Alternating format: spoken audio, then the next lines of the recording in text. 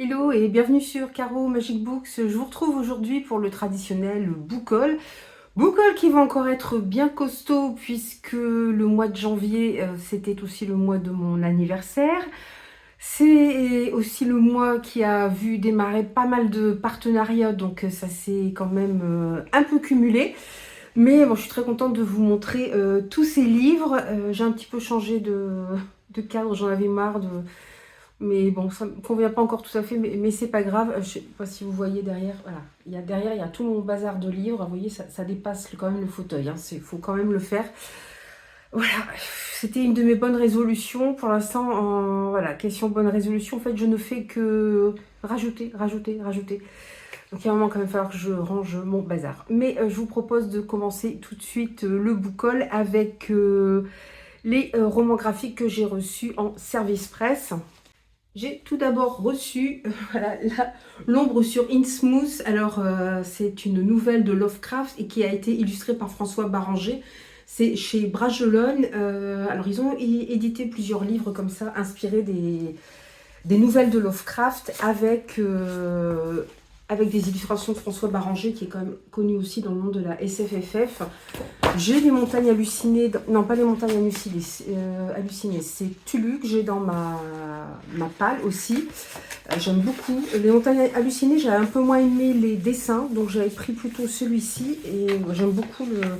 J'ai envie de relire du Lovecraft et j'aime beaucoup les dessins qui sont faits aussi, donc du coup j'en ai profité. Voilà, il ne faudra pas que je tarde à le lire. Alors, bon, c'est pas évident à manipuler, évidemment, comme ça. Mais je trouve que les illustrations sont tout simplement superbes. Et j'avoue que j'ai hâte de me replonger dans l'univers de Lovecraft, parce que j'ai lu ça quand j'étais très très jeune, et ça remonte quand même à un petit moment. Ensuite, toujours chez Bragelonne, j'ai reçu Décapité de Junji Ito. Donc c'est chez Mangetsu, qui est une branche, la branche manga de Bragelonne. Bon, voilà. Pour ceux qui ne connaîtraient pas Junji Ito, c'est le maître de l'horreur japonaise en matière de manga, comme vous pouvez voir sur la couverture, voilà, qui est déjà très prometteuse. Je l'ai déjà lu, j'ai beaucoup aimé. C'est le premier Junji Ito que je lis. Je l'ai découvert grâce à la chaîne de Jody, les livres de la crypte. Et j'avoue que j'ai pas été déçue du tout. Ouais, je vous montre quelques dessins comme ça qui sont quand même assez marquants.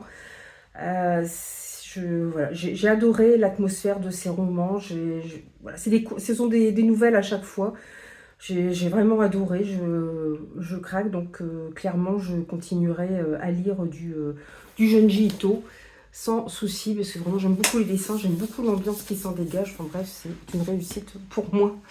J'ai reçu aussi toujours, alors c'est chez iComics, qui est la branche comics de Bragelonne aussi, Post Americana. Alors c'est de Steve Skroce, Dave Stewart, c'est phonographique. Alors ceux qui s'y connaissent un peu en graphique, je pense que vous allez connaître ces noms-là. Là, on est dans un univers post-apocalyptique où, dans les anciens États-Unis, on va suivre tout d'abord les gens qui sont réfugiés, les très riches qui se sont réfugiés dans un bunker sous terre qu'ils appellent la bulle, et un homme vient de s'auto-proclamer président. Voilà. Donc, je pense que toute ressemblance avec des personnes existantes ou ayant existé n'est absolument pas fortuite. Et puis, on va suivre en même temps Caroline, qui est, oui, j'ai pas eu de mal à retenir le prénom pour une fois, qui est une véritable warrior qui vit sur Terre. Et sur Terre, vous avez à la fois, il y avait des gens qui sont regroupés dans des petits villages pour essayer de reprendre une vie à peu près normale. Et puis, il y a les autres qui sont des maraudeurs et pour beaucoup pratiquent l'anthropophagie. Voilà, donc je vous laisse. Alors, on n'a pas vraiment de scène voilà, où on voit des scènes d'anthropophagie, mais disons que les trophées que portent ces maraudeurs-là, c'est quand même quelque chose. Alors, c'est un comics d'horreur, hein, donc âme sensible, s'abstenir, parce que c'est vraiment, même moi qui suis... M'en faut beaucoup quand même au niveau de l'horreur fictionnelle pour me m'effrayer. Là, j'avoue qu'il y a des images, il y en a une en particulier qui m'a... Waouh, elle vous saute aux yeux, là, c'est quand même très, très particulier. Puis vous voyez, il y a énormément de détails, les couleurs sont vraiment très flashy. Donc, on en prend plein les yeux, en fait. Mais je vous en reparlerai aussi un petit peu plus dans un point lecture. J'ai reçu aussi, toujours chez Bragelonne, toujours chez iComics, les Tortues Ninja. Voilà, alors c'est Teenage Mutant Ninja, les Tortues Ninja, l'intégrale. Alors les Tortues Ninja, alors là, ne vous attendez pas à retrouver les petites Tortues Ninja, peut-être que vous avez vu plus jeunes, qui étaient toutes mignonnes. Là, clairement, on est plutôt dans du combat, dans quelque chose d'assez sombre. D'ailleurs, j'ai vu qu'il y avait même des comics qui avaient été adaptés, où on voit en même temps Dracula, n'importe quoi, et Batman et les Tortues Ninja. Donc c'est pour vous dire, on va être dans quelque chose d'un peu plus sombre. J'ai voulu essayer, je me dis je vais bien voir si ça me plaît ou pas, donc voilà, pourquoi pas. Et bon, à voir, je ne l'ai pas encore lu celui-ci. J'ai reçu toujours par Bragelonne Rick and Morty, l'intégrale tome 2, donc ça vous connaissez peut-être, hein, c'est un savant qui se balade avec son neveu, je ne sais plus ce qu'il veut faire exactement. Mais c'est en dessin animé, hein, donc vous connaissez peut-être le dessin animé, je pense que vous allez reconnaître les graphismes. C'est pareil, c'est une tentative, je vais voir. C'est l'intégrale 2, bon, du coup j'ai demandé l'intégrale 1 en médiathèque pour la lire quand même avant. Le dessin est quand même un petit peu effrayant. C'est toujours chez iComics, c'est toujours chez iComics ou iComics, je sais pas trop. C'est toujours chez Bragelonne. Et puis, j'ai reçu aussi en cadeau, j'ai des dessins à l'intérieur de mes enfants. Ça, c'est un cadeau que j'ai reçu pour mon anniversaire. Le Déviant, tome 1, un conte de Noël, de première partie de James Tynion 4 et Joshua Hickson. Donc là, apparemment, on va suivre un tueur en série. J'ai encore plein de papiers dedans. J'ai même le ticket de caisse et tout, c'est super. Voilà, c'est... Oups, tout est tombé, c'est pas grave. Voyez, joyeux Noël, quoi, en fait. Donc c'est bien. Voilà, ça a l'air... ça me tentait beaucoup. J'ai remarqué que fin 2024, début 2025, j'ai acheté plusieurs graphiques. On m'a offert plusieurs graphiques de James Tynion 4. Donc j'ai hâte de découvrir cet auteur parce que pour l'instant, je ne l'ai pas encore lu. Donc je me demande ce que ça va donner et j'ai hâte d'en savoir plus. Je vais maintenant passer au service presse roman que j'ai reçu. Donc comme vous pouvez le voir, c'est voilà. C'est quand même assez costaud et ce n'est qu'une partie des services presse et cadeaux que j'ai reçus pour mon anniversaire. Alors les prendre dans l'ordre, ça va peut-être être compliqué. Mais voilà, on va essayer de les prendre un par un sans tout faire tomber. Alors j'ai reçu de la part des éditions Château d'Âme avec lesquelles je suis en partenariat le tome 2 Réseau Royal, Révolution de Camille Vercy. Ici nous sommes dans une uchronie où la monarchie règne toujours en France. Et on voit l'accession au pouvoir de Louis XX puisque son père, François VI je crois, vient de décéder brutalement alors qu'il avait qu'une cinquantaine d'années. Et voilà, il va se retrouver quand même avec pas mal de difficultés à gérer. On a plusieurs points de vue. Le sien, celui de Katharina, qui est l'infante d'Espagne. On va suivre le point de vue d'une domestique qui, en fait, vient espionner au sein de la cour de Versailles. Et le but, elle fait partie d'une organisation qui veut faire tomber la monarchie. On suit un homme qui va être lui-même... victime de ce réseau royal qui est en fait un réseau social et qui va être utilisé par la Révolution aussi pour faire tomber la monarchie. Voilà, avec en plus cette réflexion sur la monarchie, mais surtout sur le danger des réseaux sociaux où on fait un petit peu ce qu'on veut et voilà, où certains sont nantis et d'autres pas. J'avais beaucoup aimé le tome 1. Alors j'ai déjà eu des premiers retours puisqu'on a une sorte de book club sur Instagram et apparemment il est encore plus intense que le premier. Donc je sens que ça promet. Alors celui-ci, il est un petit peu plié. J'ai reçu en service presse aussi, toujours chez Bragelonne, La gloire à tout prix d'Émilie Tesch. Il est déjà sorti l'année dernière, hein, ce livre, il a déjà quelques mois. On est dans le futur et il y a une machine toute puissante qui contrôle la Terre. Et il y a des humains qui vivent sur une autre planète, qui ne pensent qu'à une chose, c'est reconquérir cette terre. Donc il y a des hommes et des femmes qui sont envoyés en mission. Et là, on va suivre Kir, qui est une excellente guerrière, mais qui va se retrouver obligée de devenir une poule pondeuse, c'est-à-dire faire des enfants pour que l'espèce humaine continue à perdurer. Et envoyer aussi des gens au combat, sauf qu'elle elle se préparait plutôt à la guerre. Voilà. Donc je ne sais pas trop comment ça va se passer par la suite, mais en tout cas le résumé était très tentant. J'ai reçu, là c'est l'autrice Léa Desmar qui m'a directement contactée pour m'envoyer son roman Bienvenue à Gris aux éditions Baudelaire. Là, on est voilà, dans le village de Gris, où tous les ans, une fois par an, les morts reviennent et ça permet aux vivants de retrouver des gens disparus qu'ils ont aimés et à qui ils n'ont pas eu l'occasion de tout dire, de se retrouver pour un moment, sauf qu'il y a des personnes à qui ça ne plaît pas et apparemment ça part assez en cacahuète. J'ai reçu aussi directement de l'auteur Stéphane Boudy qui m'avait contacté aussi sur internet, sur Instagram. Virus au jardin des plantes, c'est aux éditions du Petit Pavé. Alors, il y avait des petits goodies dedans. Enfin des petits marque-pages. Là, on est dans le futur et alors, ça ressemble fortement à la Covid en fait, hein, puisqu'il y a un virus qui vient de Chine, qui s'est répandu sur Terre, sauf qu'il fait beaucoup plus de dégâts, c'est-à-dire qu'il y a beaucoup de morts et il y a des humains qui se réfugient dans le jardin des plantes à Paris. Et bon, c'est pareil, là, tout ne va pas se passer exactement comme c'était prévu. Et bon, je pense qu'on va avoir... moi, j'aime bien, voilà, les trucs un peu post-apo comme ça, voir comment les humains réagissent. Généralement, c'est pas très, très gai. J'ai reçu aussi en service presse par le biais de Zlaka Miklusova, qui est community manager pour plusieurs maisons d'édition. L'affaire Pénélope Marche chez Kubik de Anixa Kari, où là on va suivre Pénélope qui entend des voix qui lui demandent de tuer. Donc elle tue, mais apparemment elle voit aussi des choses un petit peu étranges. Donc, affaire à suivre. Je me rends compte que j'ai oublié aussi de vous présenter ce manga, Les Liens du Sang, tome 3 de Shuzo Oshimi aux éditions Kiun, j'ai du mal là, qui m'a été très gentiment envoyé par Ingrid, la lectrice, par Elodie, que je remercie beaucoup, qui m'avait envoyé pour mon anniversaire. Alors merci beaucoup pour cet envoi. J'en ai beaucoup entendu parler, j'ai les tomes 1 et 2, j'ai pas encore commencé. Voilà, on parle d'une relation toxique entre une mère et son fils. Voilà, les images voilà, sur la couverture sont très belles. J'ai feuilleté les tomes 1 et 2, il y a des images qui sont pas super jojo. Je pense que ça passe vraiment par les images, il n'y a pas énormément de dialogue, mais voilà, on voit, il y a des choses qui m'ont choquée dans les images. Ah, tout est dans la psychologie et dans la suggestion, mais c'est vraiment très bien fait. J'avais reçu aussi au mois de janvier le premier meurtre sur Mars, qui est mon premier service presse de chez Brajolone, en section SF de Sam Wilson. Alors attention, ce livre est vendu comme un mélange de The Expanse et de Seul sur Mars. Alors The Expanse, j'ai pas lu, mais apparemment ça commence plutôt en planète opéra. Bon, apparemment, non pas en planète opéra, en space opéra pour le premier tome, et après ça va vers du planète opéra.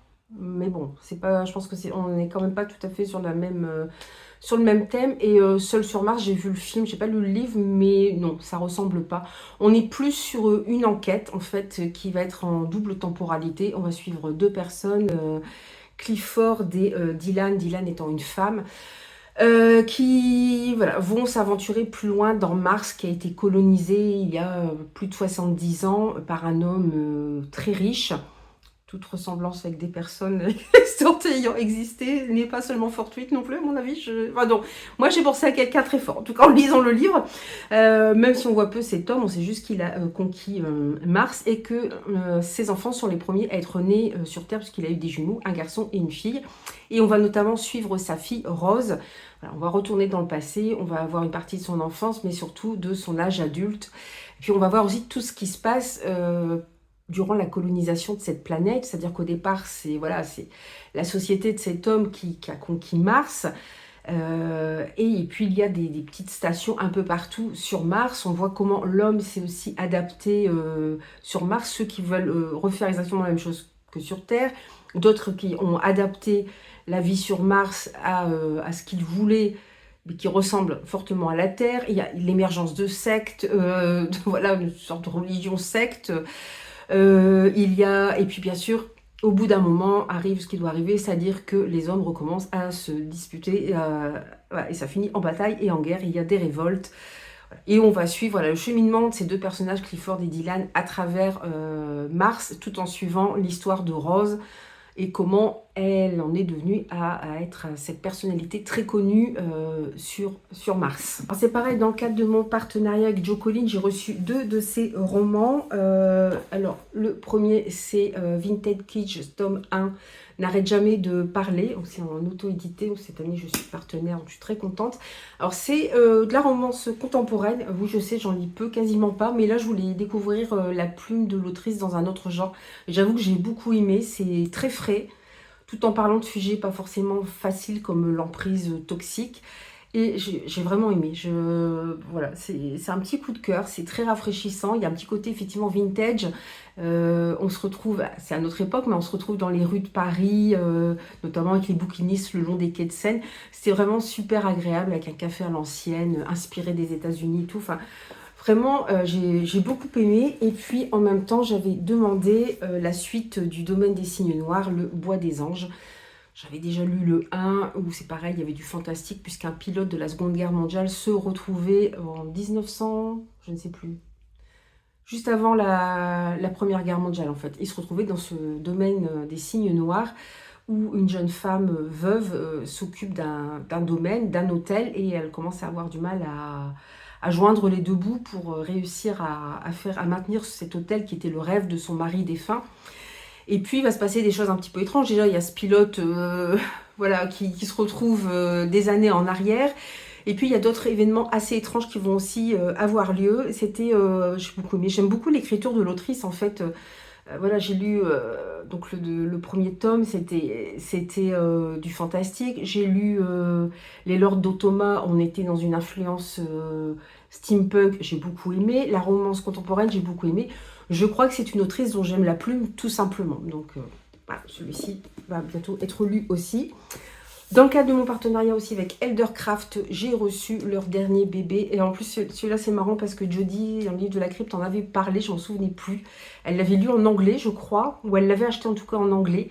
C'est Sherlock Holmes, les serviteurs de l'enfer de Paul Kane. Et voilà, donc là, notre Sherlock Holmes et son ami Watson vont se retrouver face à des événements assez étranges, assez perturbants, et surtout ils vont se retrouver avec un cube dans les mains assez particulier. Alors peut-être que vous avez trouvé de quoi je parle, hein, parce que l'auteur met en scène 2 mondes différents, donc Sherlock Holmes, ça c'est pas difficile à trouver, c'est sur la couverture, mais aussi un autre univers. Voilà, peut-être que vous aurez trouvé avec l'histoire du cube de quel univers il s'agit, sachant que moi, cet autre univers, je ne l'ai pas lu ou vu en film. Donc j'espère que je vais quand même réussir à raccrocher les wagons, mais bon, en même temps, ça donnera peut-être un regard neuf sur cette lecture. J'ai reçu de la part de l'auteur Valentin Crescentini les chroniques de Michel et Serra, La Rencontre, le tome 1, donc, qui est un roman fantastique où on va suivre un personnage, un jeune homme qui est en enfer.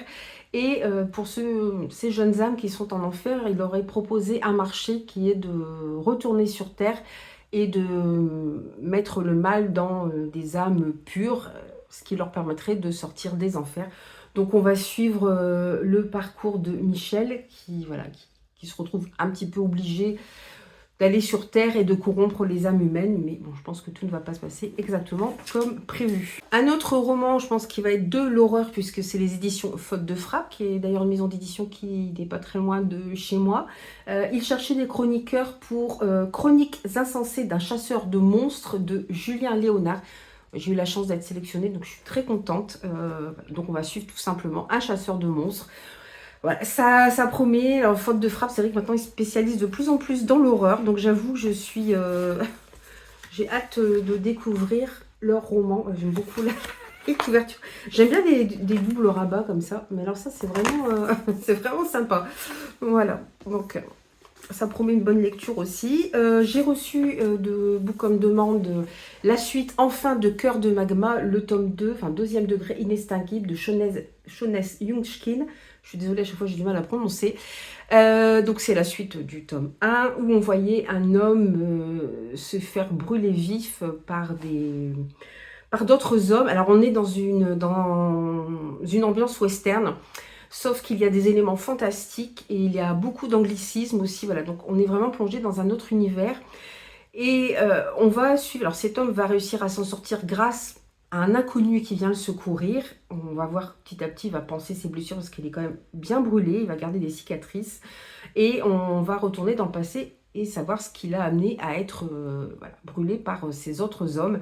Donc c'était vraiment intéressant. Il y a un système de religion d'ailleurs qui est complètement différent du nôtre. Donc c'est voilà, il y a des touches de fantastique avec un mélange de western, j'avais beaucoup aimé. Il y a aussi ce désir de vengeance. Parce que là, on voit notre héros qui s'en remet peu à peu. Et évidemment, il est animé par un gros désir de vengeance. Alors, pour deux raisons. Parce qu'on a voulu le brûler vif, parce qu'il était innocent. Et aussi pour une autre raison, mais je ne vous dirai pas laquelle, puisque c'est dans le tome 1. Et encore reçu, toujours chez Bragelonne, l'art de la prophétie, tome 1, l'art de la guerre. Alors, ou alors, est-ce que c'est l'art de la guerre, tome 1, l'art de la prophétie? Je ne sais pas dans quel ordre on dit. De Wesley Chou. C'est un livre que j'avais repéré et j'ai vu qu'il sortait en poche. Alors, je ne pensais pas que Bragelonne me proposerait, mais je suis très contente. Je ne sais pas si vous voyez bien la couverture, parce que je la bouge dans tous les sens, mais là on voit... alors je pense que c'est une femme, puisque voilà, il y a une prophétie dans ce livre, mais alors ça va être un petit peu perverti, puisque celui qui doit être l'élu est un jeune homme de l'aristocratie qui est gâté, pourri, qui n'a pas l'habitude de se battre et qui ne voit pas pourquoi il irait jouer un rôle d'élu, partirait en quête, en bref, se donnerait ne serait-ce qu'un tout petit peu de mal. Ça pose problème jusqu'au jour où sa famille est attaquée et il va devoir fuir. Il va être protégé notamment par une femme, alors je ne sais pas si on dit femme samouraï dans ce cas-là, ou si elle porte un autre nom. Enfin bref, par l'équivalent d'une femme samouraï, il va rencontrer d'autres personnages. Et bon, je pense que ça promet... j'aime bien ce déséquilibre. Voilà, on a une prophétie... Mais c'est une prophétie qui est pervertie et on a un gros paresseux en fait qui doit accomplir la prophétie. On a une femme qui va devoir le guider, ça change aussi un petit peu, ça a des habitudes, donc je dis pourquoi pas. J'ai reçu aussi de la part de Julie Bogno qui m'avait déjà envoyé la saga Le Nouvel Ordre Animal, son dernier roman jeunesse, son seul peut-être roman jeunesse d'ailleurs, oui c'est son seul roman jeunesse, à la rescousse des animaux. On va suivre Maxence avec son amie Anna qui voyage dans... Voilà. Dans une mission de sauvetage sur l'île de Beauté. Mais un cauchemar rôde dans l'ombre, prêt à tout pour arrêter nos héros. Voilà, celui-là, il est assez court. Puis encore une fois, il y a énormément de travail fait sur... voilà, fait sur le... Il y a même le petit marque-page et tout, la petite dédicace. Il y a énormément de travail, vous voyez. Enfin, je trouve pour des enfants, plus, c'est vraiment super agréable d'avoir des dessins comme ça. Je trouve ça vraiment très... Il y a plein de dessins, c'est bourré d'illustrations. Je trouve ça vraiment très beau. Ça me donne envie de le lire tout de suite. Oui, je sais, de temps en temps, j'aime bien me lire un petit jeunesse aussi. Pour revenir dans le monde asiatique, j'avais reçu Albin Michel, Imaginaire. Bon, je ne pensais pas qu'ils m'enverraient en SP. Enfin, c'est eux, en fait, j'ai juste noté sur leur compte. Je les suis depuis un moment quand même. Et je suis très intéressée. J'ai plusieurs de leurs livres dans ma palle que je n'ai pas encore eu le temps de lire. Et j'avais noté, oui, celui-là, il est dans ma wishlist parce qu'il me tentait énormément. Et en fait, ils m'ont contacté en me disant « Mais pourquoi vous ne l'avez pas demandé en service presse ?» Moi, j'ai répondu « J'ai pas osé. » Enfin, je ne me voyais pas lui demander des marchés comme ça pour des services presse. Quand il y a un partenariat qui est lancé sur un livre ou pour un partenariat annuel, oui, mais là, je n'osais pas trop. Et en fait, un community manager m'a juste dit par contre, j'ai plus de thé parce qu'il y avait des très belles illustrations avec. Alors, évidemment, je les ai laissées... Je ne sais pas où. Mais je crois que si je les ai mises dans le... elles sont posées là-bas. Bref, elles sont pas très loin. J'ai plus de thé. Il donnait du thé et des illustrations avec... C'est pas grave, j'ai mangé le livre. Voilà, j'étais très heureuse. Et en fait, j'ai eu les illustrations et le thé aussi. Donc, c'était vraiment sympa. C'est de Salomé Anne. Alors, Salomé Anne, alors, elle est née aux Antilles. C'est une Française. Elle est née aux Antilles. Elle vit depuis 14 ans en Corée du Sud et elle a été la première étrangère à avoir le diplôme de la Korean Academy of Film Arts. C'est quand même pas mal, je trouve, comme parcours. Et voilà, donc elle a écrit un roman imaginaire qui se situe dans un Japon imaginaire, mais qui est fortement imprégné effectivement du Japon médiéval, de tout ce qu'on peut imaginer, voilà, avec ce côté...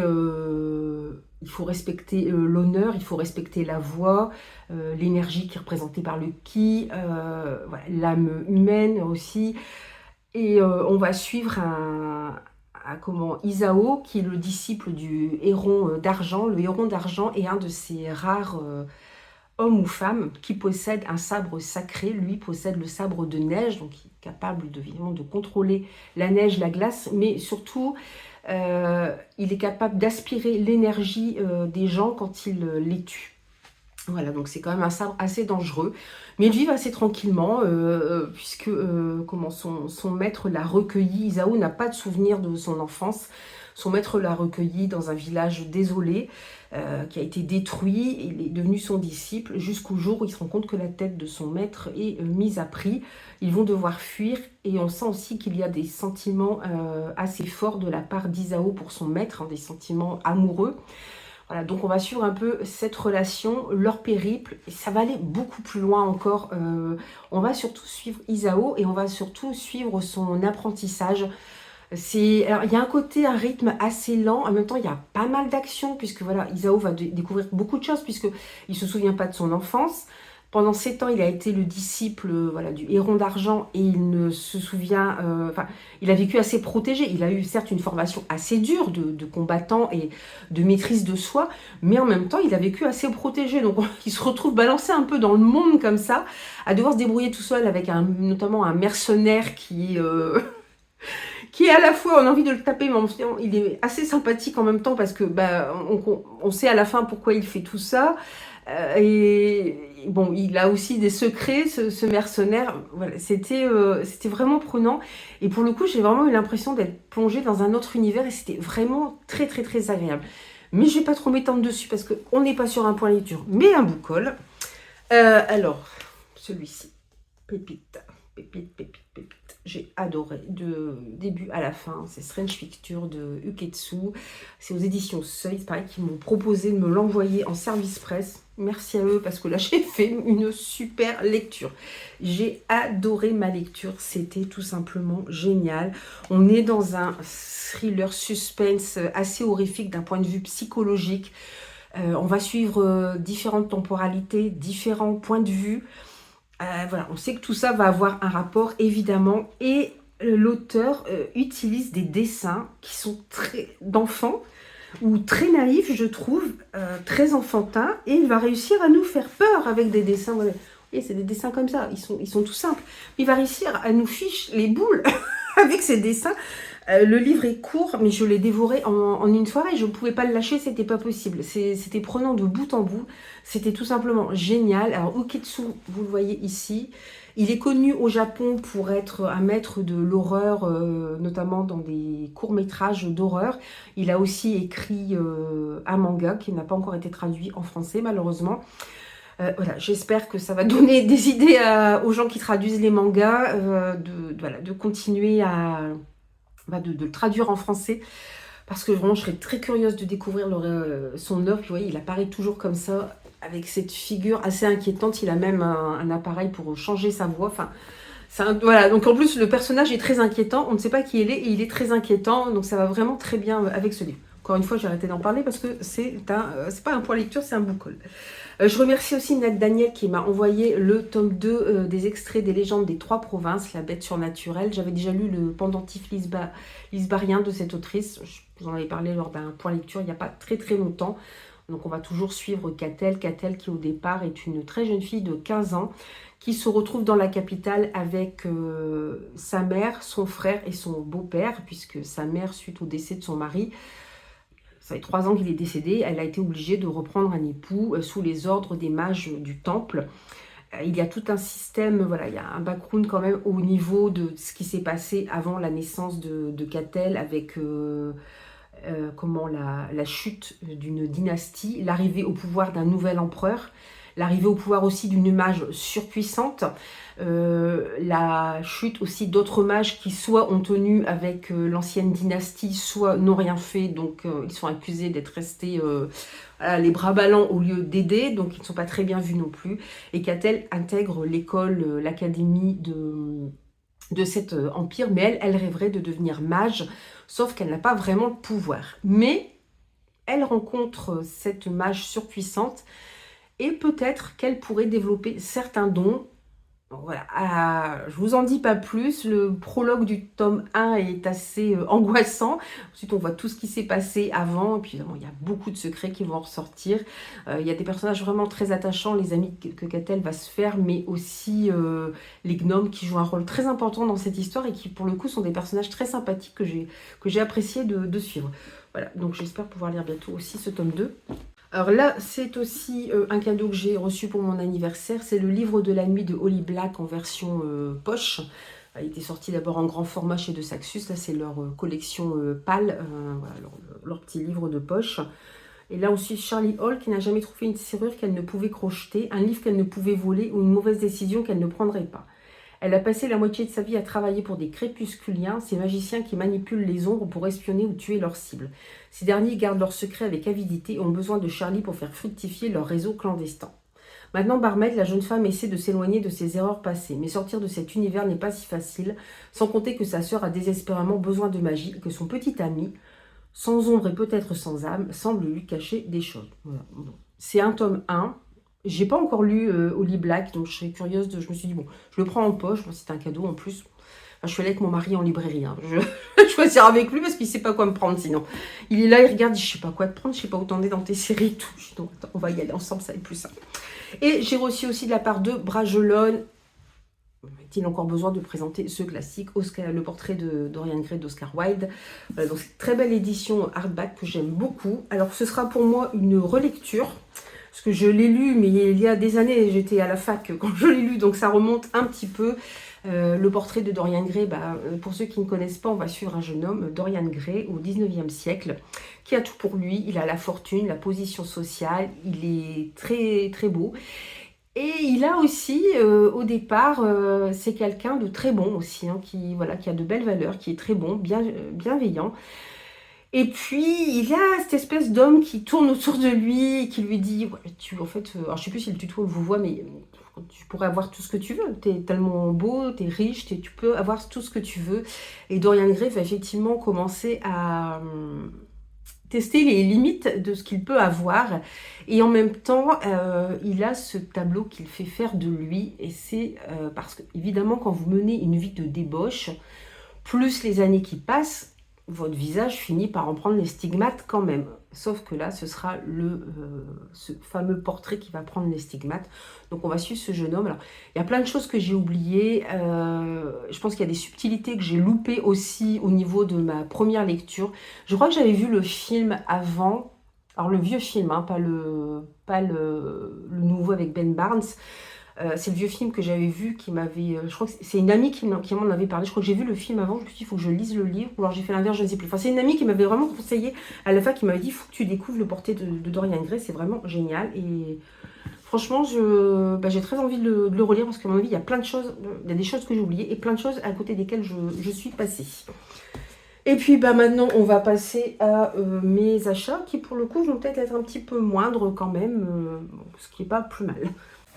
Alors tout d'abord, je voudrais vous parler, voilà, je me suis abonnée à Bibi au coffre. Alors, je savais que c'était peut-être un peu cher pour ce qu'il proposait, vu qu'il n'y a pas de goodies avec ni rien. C'est quand même 37 €, je sais plus, 20, 80, 90, je ne sais plus. Voilà, donc c'est pas donné, je le savais. J'ai vu les réceptions, les premières réceptions. Donc je sais pas, je sais pas si je continue. Enfin, en tout cas, je vais vous montrer. Ça arrive comme ça, mais ça arrive comme ça directement, vous voyez, dans le carton qui est sous forme de coffre, mais il n'y a pas de protection autour. Bon, il n'était pas abîmé, donc ça va. Et le premier, c'était un roman des éditions Plume Blanche qui est sorti entre-temps. Et là encore, nous avons un roman des éditions Plume Blanche, Les dragons marchent sur les nuages, de Marielle Carosio. C'est un roman qui sortira en mai chez Plume Blanche. Alors, je ne sais pas s'il sortira en relié collector comme ça. Parce que je crois que c'est Bibliocoffre à l'exclusivité pour les reliés collector. Ça va sortir en brochet, ça c'est sûr. Voilà. Bon, le livre est noté à 32 €. Il n'est pas très gros quand même. Je trouve c'est un peu cher. Alors, la couverture... un peu trop coloré pour moi, je le dis franchement. Voilà, le Jaspa, je suis pas hyper fan. Par contre, ce qui est super agréable, c'est que c'est du soft touch. Voilà, bon, à l'intérieur, la jaquette, vous voyez, il n'y a rien de spécial. Voilà. Et On a quand même une petite carte avec, je la mets dans le bon sens, une petite carte qui est quand même assez belle. Et puis par contre, je trouve que le livre en lui-même est très très beau. Voilà, j'aime beaucoup ces inspirations asiatiques. Alors je suis pas sûre que les caractères veuillent dire quelque chose, je pense que c'est plus pour décorer, mais je trouve ça très beau. Il y a un petit signet, ce qui est bien sympa. Alors, le jaspage, je préfère ce jaspage-là, ou comme ça, où c'est plus discret. Et puis surtout, j'ai craqué, je trouve ça mais vraiment beau, ce tigre blanc, il est juste magnifique. J'adore, j'adore. Et voilà, et on a voilà, un bâtiment, pareil, inspiré de l'Asie. Voilà. Bon, à l'intérieur, vous avez... bon, après, c'est pareil, en dédicace, je m'attendais peut-être à autre chose, parce qu'on a juste un petit post-it collé, bonne lecture, et une signature de l'autrice. C'est censé être des dédicaces, je m'attendais à quelque chose d'un peu plus personnalisé. Voilà. Vous avez le début qui est comme ça. Alors j'aimerais bien le lire avant leur prochaine parution, savoir si je garde l'abonnement ou pas. J'avoue que j'hésite. Je serais curieuse de voir ce qu'ils vont proposer après, parce que là ça fait 2 fois que c'est des plumes blanches. Alors c'est pas du tout le même genre de lecture, mais à voir. Sinon au niveau du résumé, Bolong est le fils adoptif de la renommée et respectée famille de nécromanciens Kay. Il se voit offrir une opportunité exceptionnelle, apprendre cet art noble. Si les débuts sont compliqués et exigent une rigueur de tous les instants, son talent ainsi que sa dextérité attisent peu à peu la jalousie de son frère, l'héritier de son maître, Kay Meng. Les tensions s'accroissent avec la venue d'un étranger, un autre nécromancien, tourné vers la part la plus sombre de leur art, celle qui contraint les défunts à quitter leur état de repos éternel. Je pense qu'on va être plus dans du young adulte, donc est-ce que ça va me plaire?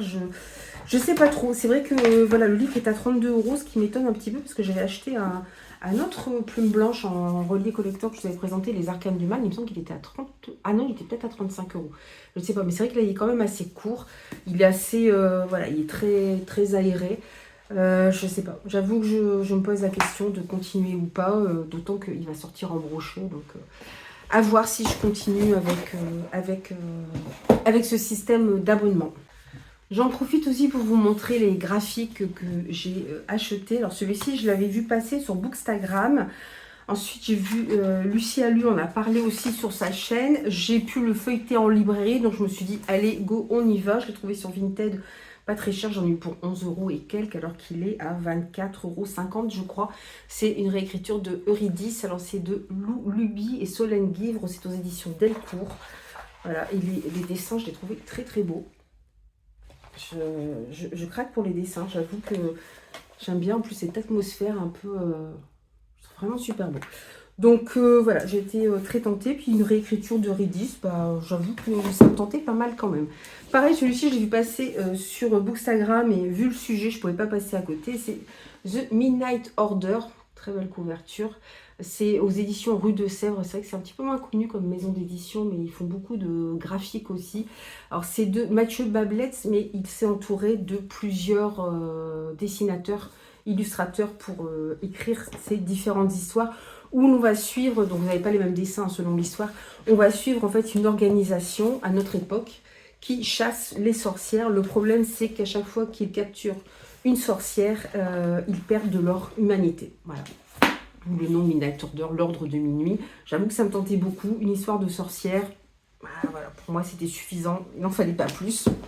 Pour continuer la série, j'ai pris aussi Seule la mort attend la vilaine, le tome 6 de Suol chez Cotoon. Voilà. Donc, toujours cette histoire de cette jeune femme qui vit dans le monde moderne, qui joue à un jeu et se retrouve propulsée dans ce jeu, mais dans la peau de l'antagoniste. Donc elle va faire tout ce qu'elle peut pour rester en vie.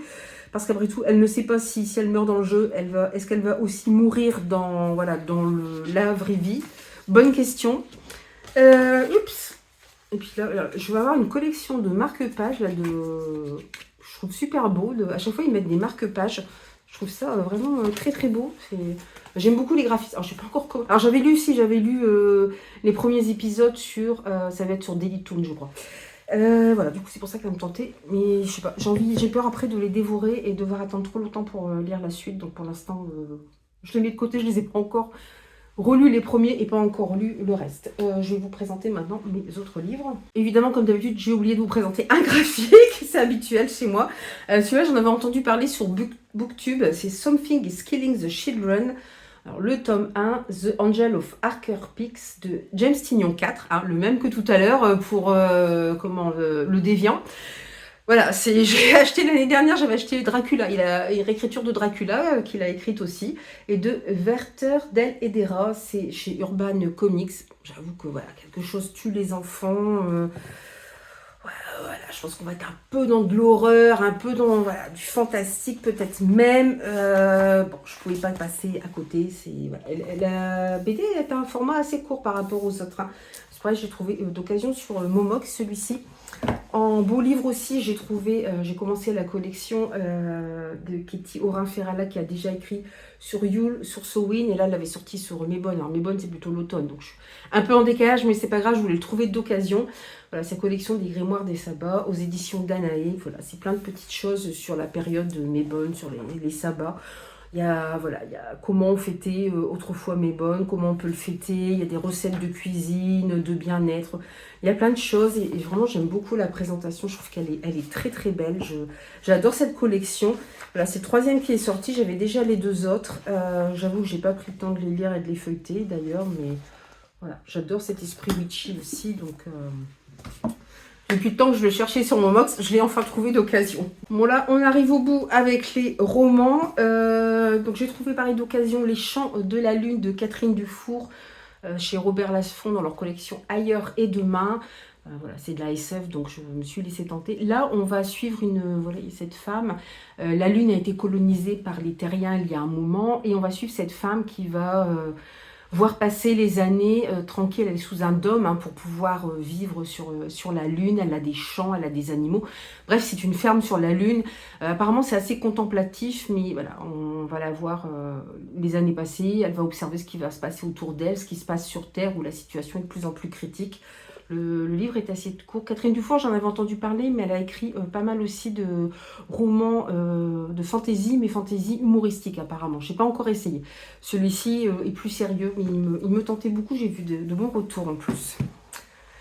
J'ai pris aussi This Dark Descent de Kelly Josephson aux éditions Bayard, donc on est dans du young adulte, avec des épreuves, normalement, puis avec des courses de chevaux.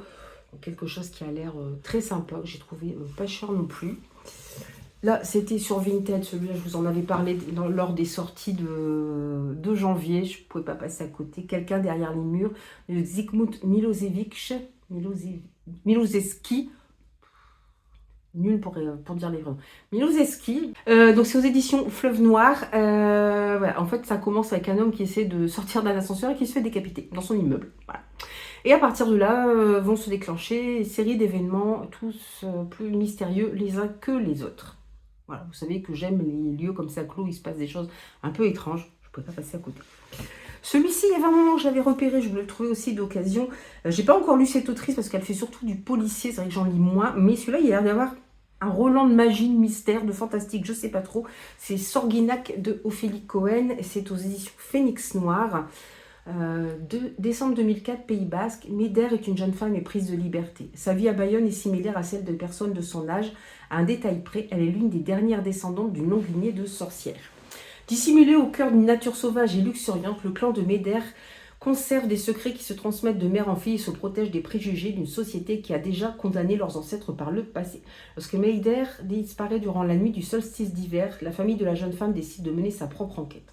Pourquoi s'en est-on pris à l'une d'entre elles? Serait-ce le début d'une nouvelle chasse aux sorcières? Bon, vous comprenez pourquoi j'y suis allée. On parle de sorcières. Je ne sais pas s'il va y avoir du fantastique ou pas dedans, mais ça me tentait trop. Celui-ci, c'est pareil, je l'ai vu passer sur un compte Booktube. Je ne sais plus lequel. Je l'ai trouvé d'occasion. Il est ressorti en poche pas très longtemps, je crois. Et voilà, moi j'ai trouvé la version brochée, peut-être pas la plus jojo, mais bon, c'est pas grave. C'est Slade House de David Mitchell aux éditions de l'Olivier, ici. Encore une fois, on est dans une maison où il se passe des choses étranges. Voilà. On vous a dit comment arriver à Slade House où une inconnue vous accueillera et vous proposera d'y entrer. Au début, vous n'aurez pas envie d'en partir. Ensuite, vous vous rendez compte que partir est impossible. Tous les 9 ans, les habitants de la maison, un frère et une sœur proposent à quelqu'un de les rejoindre. Quelqu'un de différent, de solitaire. Je ne vous en dis pas plus, donc apparemment, voilà. Je ne sais pas ce qu'ils font avec les gens qui arrivent dans la maison, mais ça m'intéresserait de le savoir. Celui-ci, je l'ai passé sur le compte de Céline Lecture sur Bookstagram. Je ne sais plus si elle l'a eu ou si elle l'a reçu en service presse ou si elle l'a acheté. Moi, j'ai trouvé la vieille version chez Pocket, là où il y a encore les extraits de texte sur la couverture. C'est le congrès de futurologie de Stanislas Lem. C'est de l'ASF aussi. C'est pareil, on est dans le futur et puis des gens vont se réunissent des scientifiques pour discuter un peu de je pense, de la situation pas terrible qui se passe sur Terre. Mais dès la première séance, une révolution éclate et le gouvernement riposte en glissant dans l'eau potable des doses massives de félicitol. Donc apparemment, ça porte bien son nom puisque l'émeute tourne à l'orgie. Dans la confusion générale, le professeur Tiki, je sais pas trop, se réfugie dans les égouts où les rats intoxiqués se promènent en couple, la queue dans la queue, ça promet. Quand il reprend ses esprits, 40 ans après, la psychimie règne sur le monde. Alors, je ne sais pas comment on prononce, Tiki croyait avoir tout vu, donc tout prévu. Eh bien, il a tout faux. Alors, je crois que l'auteur est ukrainien, c'est peut-être pour ça que j'ai un peu de mal à prononcer les... Non, pas du tout, c'est traduit du polonais. Si je l'ai trouvé vraiment pour pas cher sur Momox, donc j'ai craqué, c'est Le familier de Lee Bardugo. J'ai pas encore lu cette autrice, je crois que c'est une femme. Notamment La 9e maison. La 9e maison, le problème c'est qu'elle a été longue à écrire le tome 2 et là je sais pas quand est-ce qu'elle va sortir le tome 3. J'ai trouvé, voilà, c'est chez non, pas de Saxus Sabran. J'ai trouvé pas très cher. En fait, il n'était pas tellement plus cher en version collector qu'en version brochée sur Momox, donc j'en ai profité. Et c'est un one shot parce que je me dis c'est pas un one shot et que t'as pas le reste en relié collector, c'est un petit peu dommage. On est au XVIe siècle en Espagne. On suit une jeune servante, Lucia, qui a des pouvoirs magiques. Alors, elle s'en sert très peu pour que personne ne s'en rende compte, sauf que quelqu'un, un noble, va s'en apercevoir et elle va se retrouver au service du premier secrétaire du roi d'Espagne. Donc, on va se retrouver justement dans des complots de cour. En plus, on est en plein dans la guerre contre... Elisabeth Ier d'Angleterre. Donc voilà. Alors j'ai vu des retours plus ou moins positifs, des gens qui l'ont abandonné, qui ont trouvé ça long. Apparemment, je pense que Lee Bardugo brode pas mal autour de ses livres, mais j'avoue que ça m'intéressait. Voilà, j'ai jamais lu cette autrice. Le pitch m'intéressait. En plus, il y a une partie historique voilà, qui me tente aussi, donc j'y suis allée. Voilà, je l'ai trouvé pas cher, je l'ai pris. Alors celui-ci il me tentait depuis un moment, je suis du mal à trouver en brochet, c'est pareil, j'ai pris en brochet pas en collector parce que ça sera en plusieurs tomes. C'est Longue vie au mal, le tome 1 de Le temps de l'acier de Sarah Rice-Brennan aux éditions Corrigan. Voilà, là on va suivre alors une jeune fille, Rae, non c'est ça? Oui, Rae qui est très malade, elle ne trouve de réconfort que lorsque sa sœur lui raconte des histoires. Elle lit un roman de fantaisie en fait, des romans de fantaisie. Mais son état s'aggrave et elle se retrouve plongée dans un des livres de fantaisie qu'elle est en train de lire avec sa sœur. Sauf qu'elle aussi se retrouve dans la peau de l'antagoniste, de la grande méchante. Voilà, on a un peu ce même trope qu'on a dans les isekai, en fait, où on a un personnage qui se retrouve dans la peau de l'antagoniste, soit dans un roman qu'il lisait, soit dans un jeu avec lequel il était en train de jouer. Donc c'est ça qui m'a interpellée. En plus, j'ai vu des bons retours. Il paraît qu'il est pas mal du tout, parce que justement, on a une... Voilà, à la base, elle n'est pas méchante, Rae, mais elle est très malade, elle a la possibilité de vivre autrement, peut-être de vivre tout simplement. Donc même si dans la peau de la méchante, je ne sais pas quelle va être sa réaction. Est-ce qu'elle va continuer à être méchante ou je pense que tout simplement, elle va essayer de sauver sa peau. Donc j'ai eu du mal à le trouver, mais là, je suis bien contente de... C'est un beau bébé en plus, mais je suis bien contente de l'avoir trouvé parce que le trope, voilà, isekai, réincarnation, tout ça, ça me plaît énormément. Alors celui-ci n'est pas censé sortir avant je ne sais plus combien. Bref, c'est un livre que j'ai trouvé sur Vinted, qui n'est pas encore sorti quand je l'ai acheté. Mais ça arrive parfois sur Vinted. Donc je ne sais pas comment ils font. Alors, est-ce que ce sont des services presse ou des gens qui travaillent dans le monde de l'édition? Je ne sais pas trop. C'est La bibliothèque aux oiseaux de Freya Berry aux éditions Le Livre de Poche. C'était sorti en grand format avant. Voilà, moi j'en ai profité, c'est vrai que je l'ai pris, mais voilà, vous voyez, sur Vinted, il y a des choses un petit peu bizarres qui se passent quand même. On est en 1932, Emily Blackwood, aventurière et botaniste, vit en Australie depuis la mort de sa sœur jumelle. Désargentée, elle accepte une étrange mission proposée par un riche collectionneur, Heinrich Vogel. L'ancien marchand new-yorkais d'animaux exotiques souhaite retrouver le trésor familial caché entre les murs du château écossais où il réside à présent. Alors qu'elle se lance dans cette quête, Emily découvre un mystérieux journal. Le précieux manuscrit l'amène vers une toute autre chasse au trésor, celle des secrets d'une famille, à travers un récit qui l'a fait voyager des Highlands à New York en plein âge d'or. Vous comprenez tout ce qui m'intéresse. Voilà, c'est manuscrit mystérieux, une jeune femme qui, voilà, en 1932, qui est indépendante, qui est même une aventurière, c'est quand même assez rare. Voilà, une quête, les Highlands, bon, tout ça, ça, plus ça, plus ça, plus ça, je l'avais repéré, j'avais hésité à le mettre dans les sorties, je sais pas pourquoi je l'ai pas mis, pour finir, je sais pas, je me suis dit non, calme-toi, puis en fait, comme je l'ai trouvé pas très cher sur Vinted, bah, je l'ai pris. Là, c'est pareil, je suis contente d'avoir trouvé ces 3 livres-là sur Vinted. Alors, je pense qu'ils ont été réédités par Feu, les moutons électriques, qui malheureusement ont annoncé leur fermeture il y a pas très longtemps, quelques semaines. Mais c'était qu'en format e-book. Je m'étais dit au pire je les achèterai en e-book et là je les ai trouvés en version roman. Sauf que c'est pas les moutons électriques, là c'est Moltinus, la Ligue des écrivaines extraordinaires. Alors est-ce que ça a été racheté après par les moutons électriques? Je sais pas trop. Mais voilà, on retrouve des écrivaines, des autrices très connues qui vont se retrouver face à des créatures surnaturelles. Nous avons Jane Austen contre le loup-garou. Nous avons Anne-Émilie et Charlotte Brontë contre la momie. Et nous avons Anne Radcliffe contre Dracula. Voilà. J'en avais acheté 2 autres aussi, mais qui cette fois avaient été bien édités par les moutons électriques avec des illustrations à l'intérieur, que je vous avais déjà montré aussi en point lecture. J'avoue que j'aimerais bien avoir toute cette ligue d'écrivaines. Je crois qu'il y en a une deuxième... Bref, il y en a une deuxième fournée qui est arrivée avec des autrices, des écrivaines aussi, mais un peu plus récentes, du XXe siècle, je pense. Mais voilà, si c'était les moutons électriques qui les éditaient, ben malheureusement, ça va être difficile de les trouver. Et je vais finir avec 2 petits poches.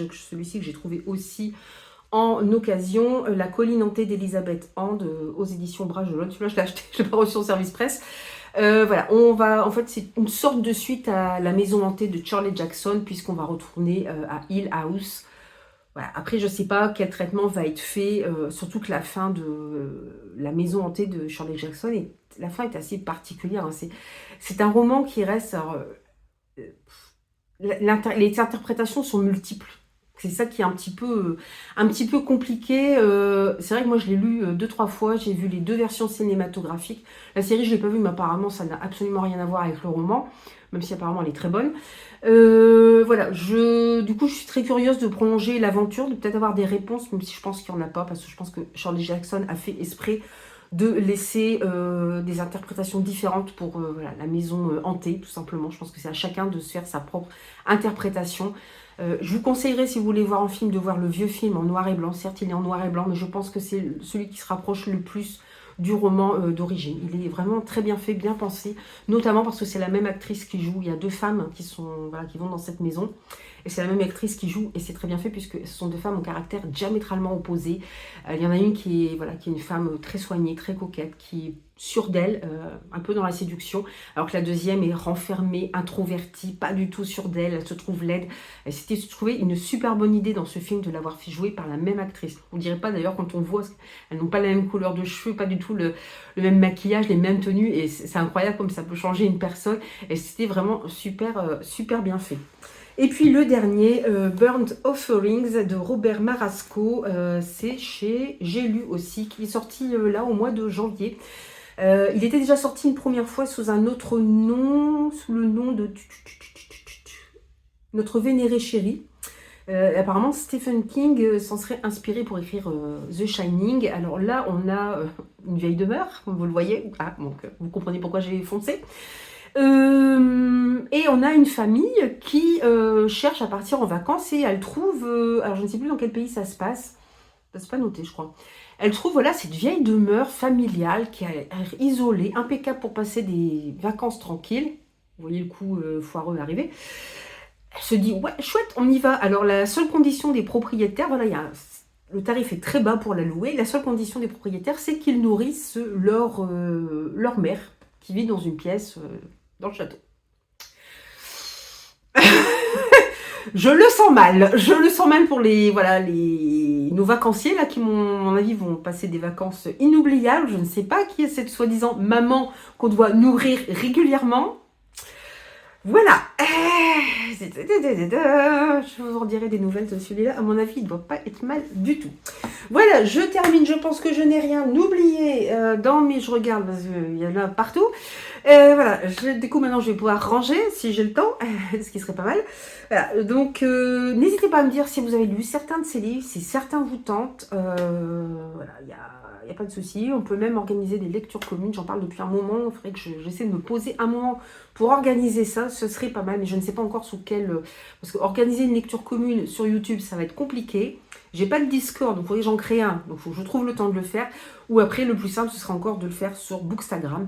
Mais n'hésitez pas à me dire si ça vous intéresserait, des lectures communes. Voilà. Moi, c'est un truc que j'adore. Je vais en commencer. J'ai des services presse, hein, bien sûr. J'ai des deadlines, quand même. Je me suis inscrite à une LC. Et il y en a une deuxième organisée par la même personne, mais plus tard dans le mois. Et puis j'avais oublié que je m'étais inscrite à une autre aussi qui démarre aussi aujourd'hui.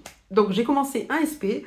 J'ai 2 lectures communes qui commencent aujourd'hui. Ouais, on va y arriver. Et j'aimerais bien caser aussi quelques graphiques entre deux. Voilà. Mais on va y arriver, on y croit. Voilà, donc n'hésitez pas à me dire si des lectures communes vous intéresseraient, notamment sur certains de ces titres. Et puis on en reparle en vidéo sans souci. Je vous dis à très bientôt. Et puis surtout, ayez de bonnes lectures jusqu'à une prochaine vidéo. Bye bye.